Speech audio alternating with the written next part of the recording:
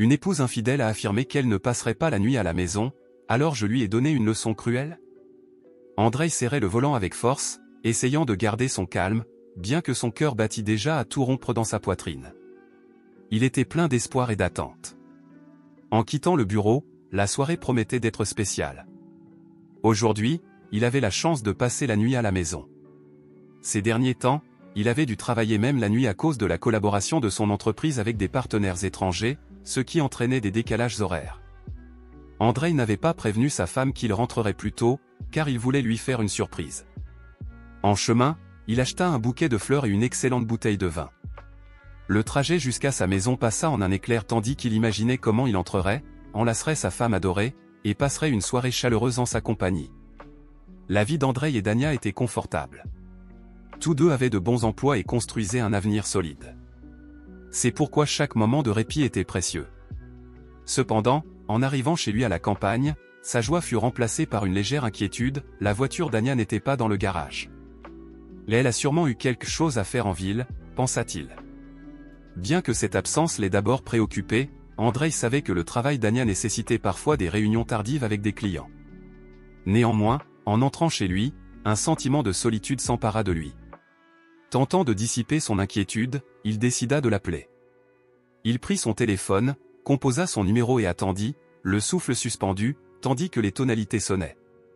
Après quelques secondes, Ania répondit. Cependant, son ton semblait étrangement distant et froid. « Allô ? Ania, où es-tu ? Je suis sorti du travail plus tôt. » le dit Andreï avec enthousiasme. Il y eut un long silence, rendant Andreï nerveux.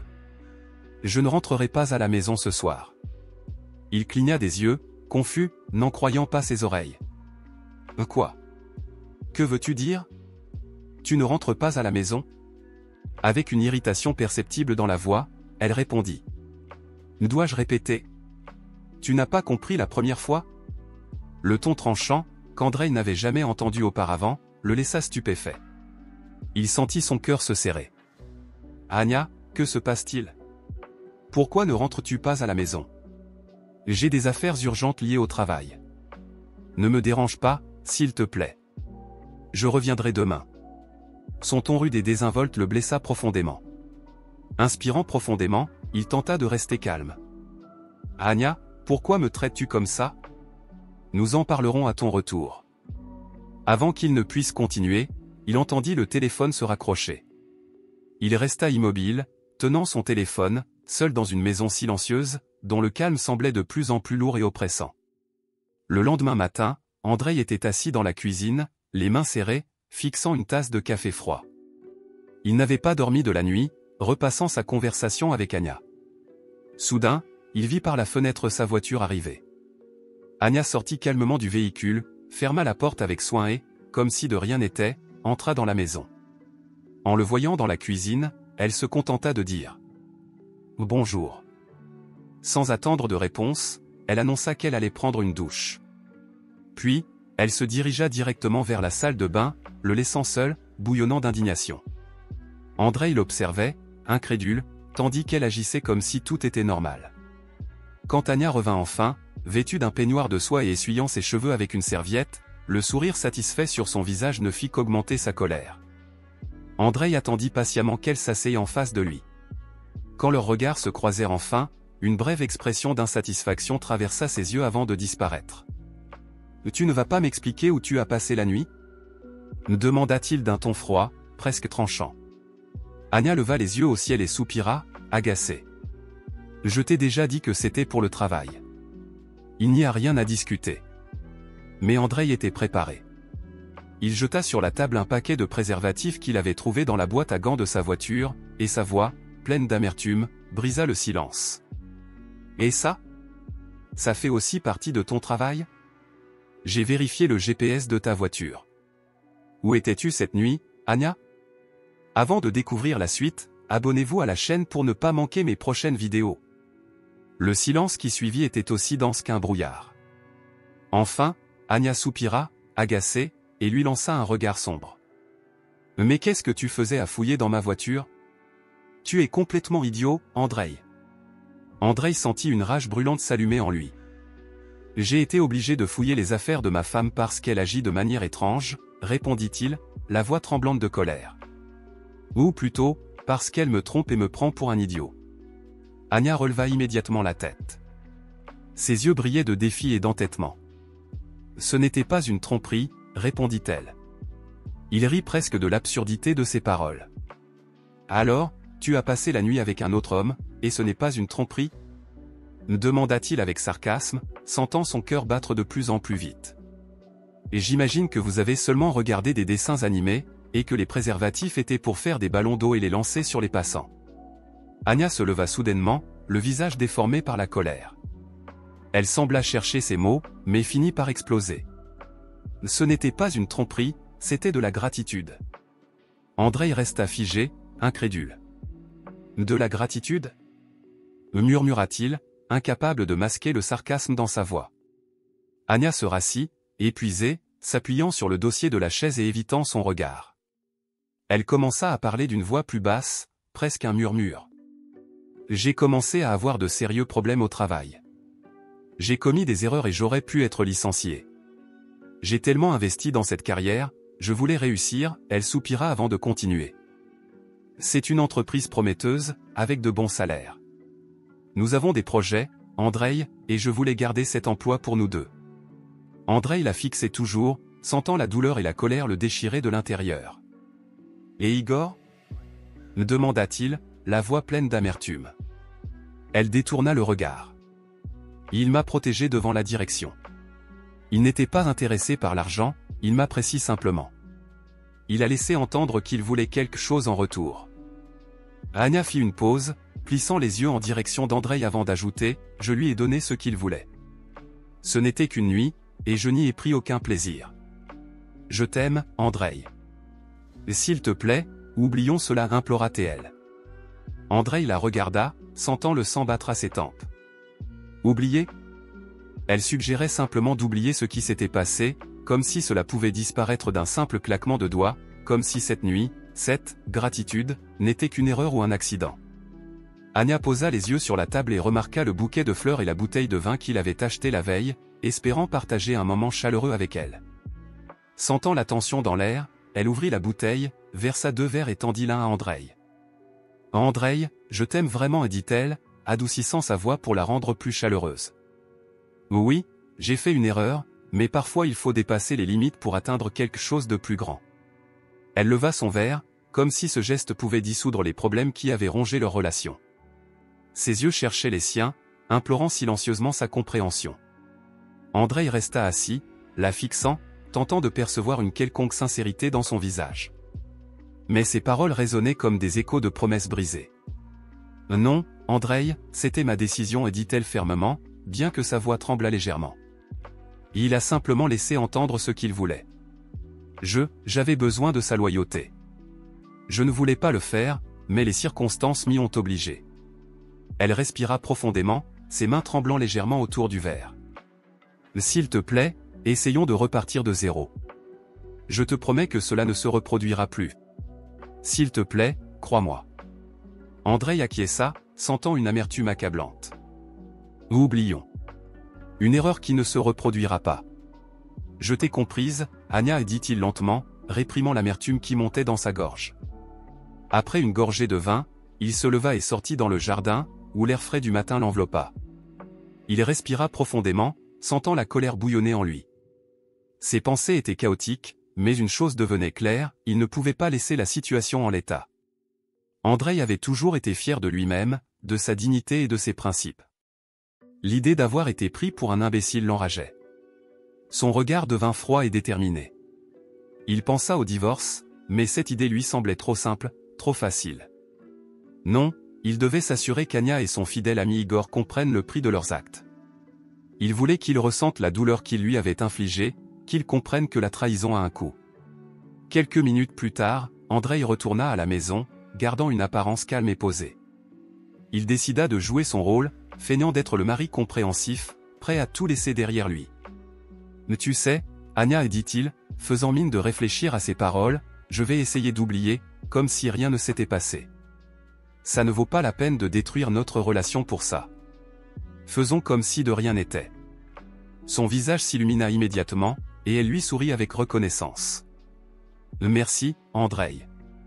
Je savais que tu me comprendrais, dit-elle doucement. Tu as toujours été intelligent et compréhensif. J'ai tellement de chance de t'avoir. » Andreï hocha la tête, feignant d'accepter ses paroles, tandis qu'à l'intérieur, la tempête continuait de rugir. Elle ne se doutait pas que le mari compréhensif planifiait déjà une leçon qu'elle et Igor n'oublieraient jamais. Le lundi matin, Andreï conduisait en direction du travail, pensif, observant la route et les rues. Au bureau, il commença à réfléchir à quelque chose qui lui était venu à l'esprit le jour où Anya avait confessé sa gratitude envers Igor. Il se souvenait que, dans l'entreprise de sa femme, les relations amoureuses entre collègues étaient strictement interdites, cela constituait une violation grave.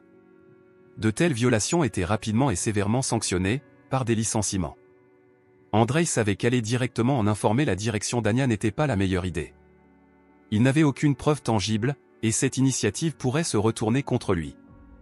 Décidé à agir de manière plus stratégique, il commença à préparer son approche. Andreï parla à son chef, Yuri, demandant à être envoyé en déplacement professionnel. Surpris par cette requête, car Andreï était un expert précieux souvent impliqué dans des négociations importantes avec des partenaires étrangers, Yuri demanda. « Andreï, tu es habitué à travailler dans des bureaux et à gérer des négociations cruciales. Pourquoi veux-tu soudainement aller dans une usine ?» Avec un léger sourire, Andreï expliqua qu'il avait besoin de faire une pause dans un environnement tendu et qu'il souhaitait changer d'air. « Eh bien, si c'est le cas, un changement pourrait effectivement te permettre de recharger tes batteries, conclut Yuri, acceptant sa demande et organisant le voyage. Ce soir-là, Andreï informa Anya qu'il partirait le lundi suivant pour un engagement professionnel.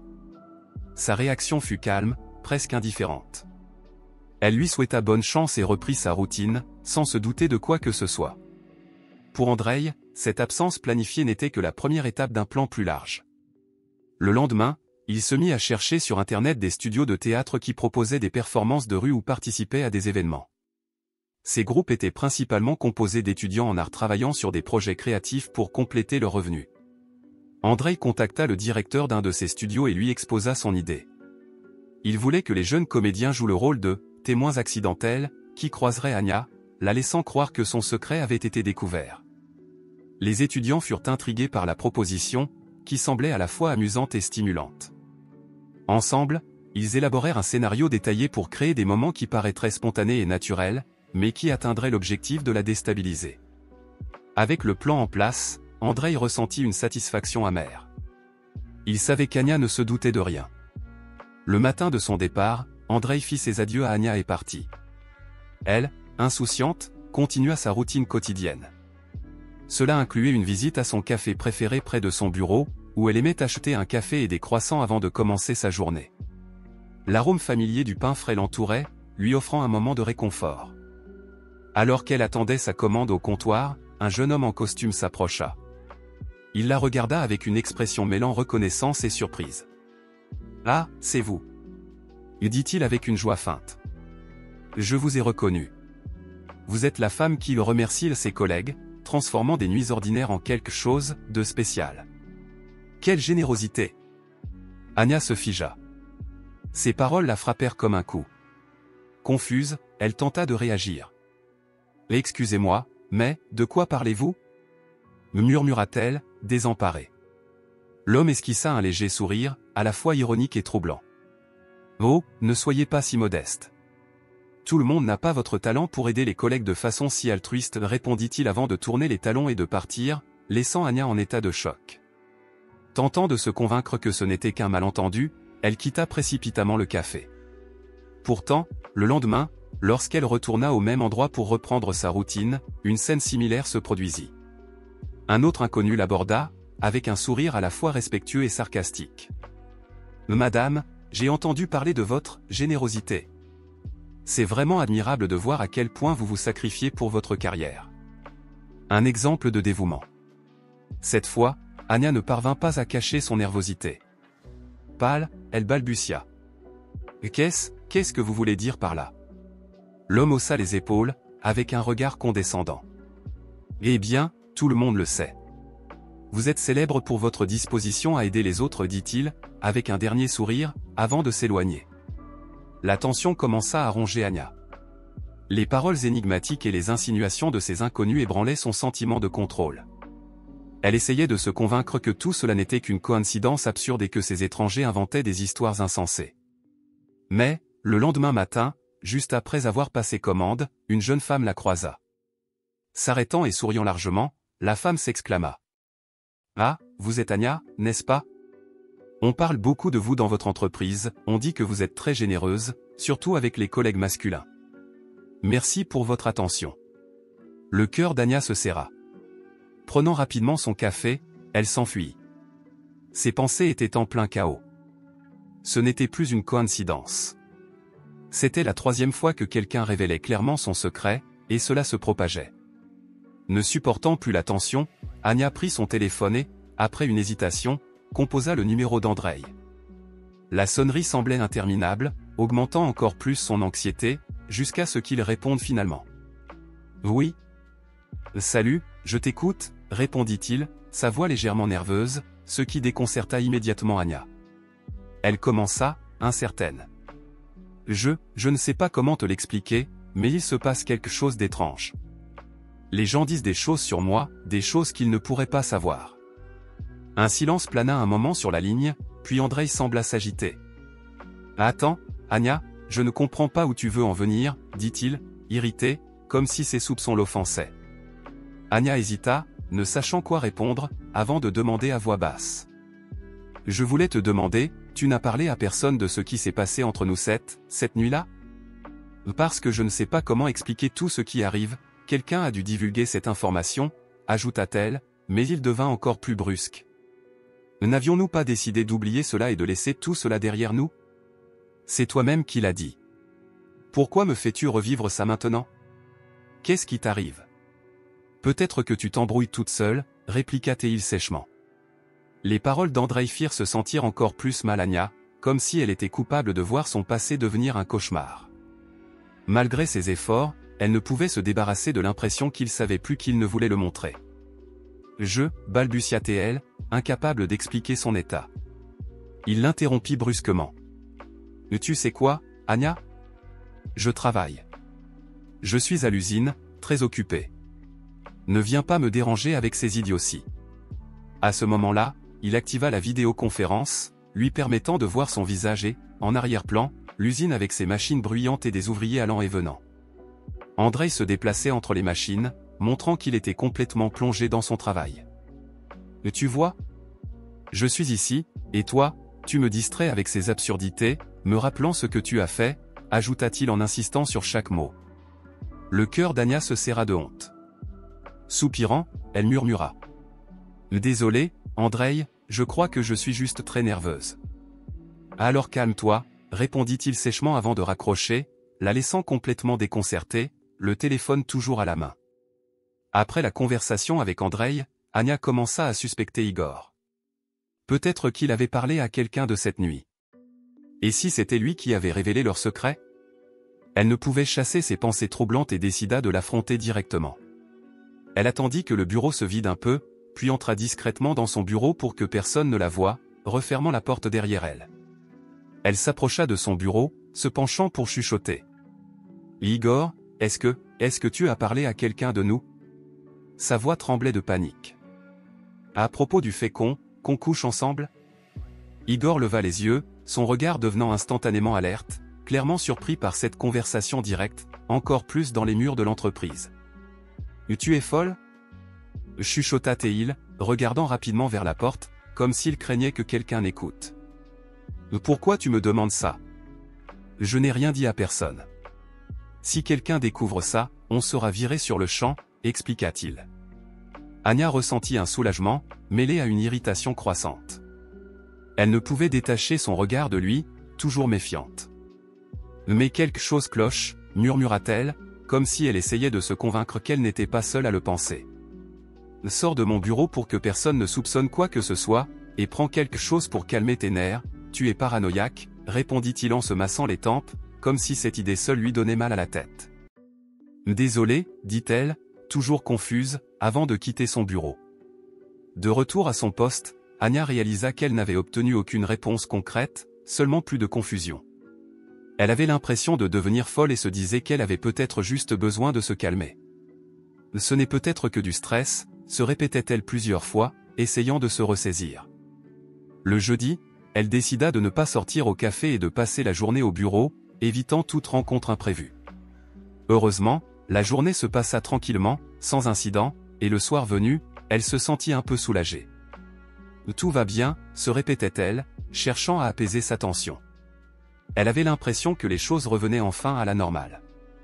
Quand la journée de travail se termina, Anya quitta le bureau en se sentant légère. Elle marcha lentement jusqu'au parking, contente que cette période étrange soit sur le point de se terminer. Puis, soudain, elle heurta un jeune homme d'une vingtaine d'années qui roulait en trottinette. L'impact fit tomber sa mallette et ses papiers se répandirent sur le trottoir. « Désolé !» s'exclama-t-elle, confuse, en commençant à ramasser les feuilles. Le jeune homme s'arrêta, sourit, et sans hésiter, l'aida à rassembler les documents. « Merci, dit-elle, sans lever la tête. « C'était ma faute, j'ai été maladroite, ajouta-t-elle, tandis qu'il ramassait les feuilles. Le jeune homme, après avoir ramassé les papiers, les tendit à Anya et, en la regardant avec un sourire malicieux, déclara « Pas de problème », ajoutant « Parfois, tout ce qui est secret finit par être révélé, n'est-ce pas ?» Et en parlant de gratitude, j'ai entendu quelque chose à ce sujet. Il éclata d'un rire à peine dissimulé. La colère d'Anya monta en flèche et, incapable de se contrôler, elle cria « Toi !» avant de saisir son dossier et de le lancer directement sur lui. Mais le garçon esquiva habilement tout en riant joyeusement, puis s'enfuit, la laissant figée sur place, débordante de rage et de désespoir. Elle eut du mal à se ressaisir, se précipita vers sa voiture et rentra chez elle. La nuit fut pleine d'angoisse. Elle ne cessait de fixer son téléphone, redoutant un nouvel événement, tandis que son esprit était assailli de questions. Incapable de supporter davantage, elle ouvrit son ordinateur portable et commença à chercher un psychothérapeute. Elle ne comprenait pas ce qui lui arrivait, mais une chose était claire, elle ne pouvait plus gérer cela toute seule. Le vendredi matin, Anya arriva au travail, submergée par une tension qui la rongeait de l'intérieur. La veille au soir, elle s'était sentie au bord de l'effondrement, et maintenant, la seule chose qui la tenait debout était l'idée du week-end à venir. Elle avait même pris rendez-vous avec un psychologue, mais la séance n'aurait lieu que la semaine suivante. Priant intérieurement, elle espérait que la journée se déroulerait sans encombre. Effectivement, la matinée fut paisible, le travail l'absorba complètement, reléguant même ses pensées anxieuses au second plan. Anya commençait à croire que le pire était passé et que tout cela resterait derrière elle. Mais, à l'heure du déjeuner, cette tranquillité fut brusquement interrompue. Un livreur entra dans le bureau avec un énorme bouquet de roses rouges, dégageant un parfum puissant. Anya sentit tous les regards de ses collègues se tourner vers lui, et le jeune homme annonça haut et fort « Livraison pour Anya M ». Tout le monde la fixa, attendant sa réaction. Anya resta figée, submergée par un mélange de colère et de panique. Elle se précipita vers le livreur, essayant de maîtriser l'irritation qui montait en elle. « Ah, comment savez-vous que c'est pour moi ? Je n'ai rien commandé, je n'attendais rien, dit-elle. » À cet instant, quelques collègues curieuses commencèrent à s'approcher. Le livreur, visiblement désireux de susciter davantage d'attention, sortit une carte de sa sacoche et, élevant la voix, lut « À la femme la plus merveilleuse et sexy, Anya M, de la part d'Igor. » Un silence pesant s'installa dans le bureau, bientôt suivi de ricanements et de murmures. Les regards se croisèrent, certains collègues continuant à observer la scène. Le visage d'Anya rougit de colère et de honte. Elle arracha le bouquet des mains du livreur et le jeta violemment au sol, presque en criant, avant de proférer une série d'injures. Le livreur, visiblement choqué, recula et se dirigea vers la sortie. Le vacarme de son éclat attira l'attention de Vassili Ivanovitch, le directeur, connu pour son tempérament strict et son autorité sur ses employés. Il s'approcha d'Anya, le regard sévère fixé sur elle, mais en voyant le bouquet et la carte au sol, il fronça les sourcils. Vassili Ivanovitch se pencha, ramassa la carte et la lut. Son expression vacilla un instant, mais il se reprit rapidement, affichant un sourire calme et s'adressant à l'assemblée. « Bon, il y a eu un incident. Quelqu'un a fait une mauvaise blague, déclara-t-il en se tournant vers Anya, comme pour la rassurer. « Anya, calme-toi, tu devrais probablement te reposer, » ajouta-t-il en tentant de détendre l'atmosphère avec une blague maladroite, avant de poursuivre, « Retournez à vos postes, il n'y a pas besoin d'une foule ici. Et Anya, ne t'inquiète pas, ce n'est qu'une plaisanterie. » rien de grave. Si quelqu'un a des doutes, toi et Igor pourriez passer au détecteur de mensonges. Sa tentative d'humour fit éclater de rire les collègues, qui se dispersèrent, souriant. Anya n'avait plus la force de contenir ses nerfs.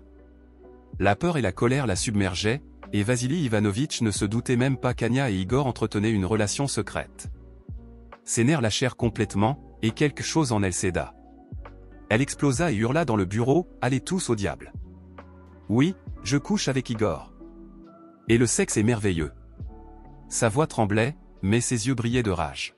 « Vous êtes tous des lâches, tremblants de peur. Vous n'êtes que des froussards, et je me fiche de ce que vous pensez. » Le cri résonna dans le bureau, et, en une seconde, tout se figea autour d'elle. Les employés la regardaient, horrifiés et perplexes, incapables de réagir. Vassili Ivanovitch devint pâle et s'assit lentement sur une chaise voisine, essuyant la sueur de son front avec un mouchoir, abasourdi par les paroles d'Anya. Le silence était seulement interrompu par les sanglots d'Anya. Comme un cruel coup du destin, Igor n'était pas dans le bureau à ce moment-là. Il était ailleurs, en train de signer un contrat important. Peut-être qu'il aurait pu l'apaiser s'il avait été là, mais maintenant, seule face à la foule curieuse de ses collègues, elle ne put se retenir davantage. Réalisant qu'elle n'avait plus rien à faire là, Anya saisit fermement son sac et, nerveuse, se dirigea vers la sortie, ignorant les employés figés. C'est à cet instant précis qu'Igor, ravi du succès de sa négociation, entra dans le bureau avec un sourire radieux et croisa Anya. Elle le saisit par la main et, d'une voix forte, déclara « Dis-leur que nous sommes amants. Que tout le monde le sache. Nous ne sommes pas comme eux, Igor. Nous sommes au-dessus de ça, nous n'avons pas peur de montrer nos vrais sentiments. » Igor resta figé, comme s'il avait reçu un choc électrique. Son visage exprima rapidement de la confusion, et, en essayant de retirer sa main de celle d'Anya, il lança un regard inquiet vers ses collègues qui les observaient. « Anya, pourquoi as-tu révélé notre secret ?» murmura-t-il, cherchant à comprendre ce qui se passait. Ces mots, prononcés dans le silence, ne firent que confirmer tout ce qu'elle avait crié, et des regards de méfiance commencèrent à s'échanger entre les collègues. Quelqu'un soupira même discrètement, surpris. Anya, incapable de rester plus longtemps, sortit en courant, les larmes aux yeux, et claqua la porte avec force. Les autres observaient Igor, debout au milieu du bureau, complètement confus, ne sachant que faire. Il passa une main dans ses cheveux, son visage trahissant le désespoir et la peur. Derrière lui, ses collègues continuaient d'échanger des regards intrigués. « Non, Anya, dit-il lentement, comprenant que les conséquences de leur romance secrète ne pouvaient plus être dissimulées. Tandis qu'il réfléchissait, le bruit des discussions anxieuses envahissait le bureau, désormais entièrement focalisé sur ce qui venait de se passer. Ce vendredi soir, Anya plongea dans un état de désespoir. Elle ne voulait qu'oublier, alors elle se cloîtra chez elle, prit une bouteille d'alcool et, incapable de contenir ses émotions, appela une amie. Celle-ci tenta de la réconforter, mais Anya avait l'impression que sa vie s'était écroulée. Tout le travail qu'elle avait investi semblait désormais vain. Quand Andreï rentra à la maison, il savait que son plan avait fonctionné. Cependant, en entrant, il tenta de garder une expression neutre, comme s'il n'était au courant de rien. Mais en voyant Anya, décoiffée et les yeux gonflés de larmes, il comprit que la situation allait empirer. « C'est entièrement ta faute, Andreï. Je sais que c'est toi qui as fait ça. Tu m'as humiliée et rendue folle. » cria-t-elle avec rage et douleur. Lui, tentant de se défendre, répondit « Je ne sais pas de quoi tu parles, Anya. Je viens tout juste de revenir d'un voyage d'affaires. Que s'est-il passé ?» Mais Anya refusait d'écouter ses excuses. Sa douleur, sa colère et l'alcool qu'elle avait consommé la rendaient irrationnelle. Elle continua de hurler, l'accusant « Je sais que tu ne pouvais pas laisser passer ça. Tu es trop fier et droit. » Sa voix devint rauque à force de crier. Soudain, elle attrapa un couteau dans la cuisine et, chancelante, déclara « Tu vas le regretter, Andreï. Je vais te donner une leçon. » Mais ses mouvements, désordonnés à cause de l'alcool, la firent trébucher. Andreï, voyant le danger imminent, recula rapidement, tourna les talons et sortit en courant, réussissant à fermer la porte derrière lui. Il appela la police et une ambulance, tentant de rester calme tout en expliquant que sa femme avait une crise nerveuse et avait besoin d'aide. Pendant qu'il attendait les secours, il entendait les cris d'Anya à l'intérieur. Quelques minutes plus tard, il entendit un fracas, Anya avait jeté une chaise contre la fenêtre, brisant la vitre et libérant un peu de ses émotions dans un acte futile de destruction. Lorsque la police et les secours arrivèrent, ils entrèrent prudemment, essayant de ne pas aggraver la situation. En voyant les inconnus, Anya parut épuisée et, incapable de se contrôler, éclata en sanglots, s'effondrant au sol, complètement abattue. Andreï expliqua calmement au policier que sa femme avait bu et traversé une crise nerveuse. Il laissa entendre qu'elle était peut-être en proie à des délires dus au stress prolongé et à l'alcool, mais il choisit de taire les détails de l'incident. Anya passa près d'une semaine à l'hôpital, où elle reçut les soins nécessaires ainsi qu'un soutien thérapeutique. Son état s'améliorait jour après jour, et lorsqu'elle sortit, elle se sentait prête à rentrer chez elle pour reprendre sa vie. Cependant, son retour à la réalité fut froid et cruel. En rentrant chez elle, elle découvrit que les affaires d'Andreï avaient disparu, tout comme sa présence dans la maison qu'ils partageaient autrefois. Son cœur se serra de méfiance, et elle attrapa rapidement son téléphone pour appeler Andreï, tentant de dissimuler le tremblement dans sa voix. « Andreï, que se passe-t-il? Pourquoi tes affaires ne sont-elles plus là? Tu es juste parti comme ça, sans rien me dire ?» Sa voix était calme, presque glaciale, et son ton poli résonnait comme une gifle. « Anya, dit-il, en marquant une pause pour insister sur chaque mot, je ne peux tout simplement pas vivre avec une femme qui, à cause de sa propre trahison, a perdu tout sens de la raison. » Ces paroles commencèrent à irriter Anya, mais Andreï poursuivit. « Anya, évitons un scandale. Nous nous retrouverons au tribunal. J'ai déjà préparé les documents et, en plus, j'ai mis notre maison en vente. Je tiens à ce que l'argent de la vente soit partagé 80/20, 80% pour moi, 20% pour toi, et ce sera juste. » Ce qu'elle entendit ne plut pas du tout à Anya. Elle ne voulait pas abandonner si facilement ce qu'elle avait gagné, surtout par ses propres efforts. « Je te préviens, Andreï. Si tu as décidé de demander le divorce, n'espère pas obtenir 80%. Le minimum, si nous trouvons un accord, c'est de tout diviser à parts égales. Sinon, tu ne recevras rien après tout ce que tu as fait. J'ai le droit d'exiger la plus grande part, dit Anya. Andreï, visiblement prêt à cette réaction, sourit et répondit avec une légère ironie dans la voix. Anya, tout d'abord, je n'ai rien fait, c'est toi qui t'es mise dans cette situation. Et ensuite, Anya, souviens-toi du moment où tu t'es enivrée et où tu as décidé de jouer avec des jeux dangereux, comme ce couteau. Sa voix devint glaciale. Nous avons des caméras à la maison, tu as probablement oublié, et tout a été enregistré. Maintenant, j'ai toutes les raisons de demander le divorce avec des conditions favorables pour moi. Tu ne veux pas accepter mes conditions? Alors je ne sais pas si je fais un signalement contre toi pour menace à ma vie ou si je te laisse du temps pour réfléchir. Cette fois, ses protestations et sa colère ne purent dissimuler sa confusion. Elle réalisa qu'Andreï l'avait piégée dans une situation sans issue. Plus tard, elle supplia encore qu'il lui pardonne. Elle essaya de le convaincre d'un accord plus équitable sur le partage des biens, mais Andreï resta inflexible. Dans les mois qui suivirent, la procédure de divorce se déroula relativement calmement. Anya le vécut comme une défaite personnelle, et avec Andreï, ils ne se parlèrent presque pas, sauf si nécessaire. Il resta froid et neutre.